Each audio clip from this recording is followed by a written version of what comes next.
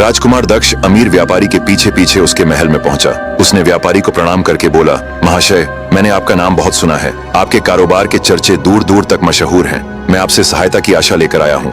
व्यापारी ने कहा, बताइए, मैं आपकी क्या मदद कर सकता हूँ। दक्ष बोला, यह किसी स्वप्न कथा जैसी घटना है। एक रात मैं खुले आसमान में सो रहा था। आधी रात को जब मेरी आंख खुली तो मैं हैरान रह गया। मेरे पास एक अत्यंत सुंदर राजकुमारी सो रही थी। मैंने वैसी सुंदर स्त्री पहले कभी नहीं देखी थी। मैं उसे देखता रहा। फिर मैंने उसके हाथ में पहनी नीलम की अंगूठी उतार ली और अपनी हीरे की अंगूठी उसकी उंगली में पहना दी और उसे निहारते निहारते फिर सो गया। लेकिन जब सुबह मेरी आंख खुली तो वह कहीं नहीं थी। मैंने उसे बहुत ढूंढा, अपने नौकरों से पूछा, पर किसी ने न उसे आते देखा न जाते। मुझे समझ नहीं आता कि वह राजकुमारी कहाँ से आई थी और उसी की तलाश में भटक रहा हूँ। व्यापारी ने कहा, भाई, तुम्हारी बातें तो बड़ी विचित्र हैं, पर मैंने इससे भी अधिक विचित्र घटना देखी है। एक बार मैं उत्तर दिशा में एक बड़े जहाज से यात्रा पर निकला।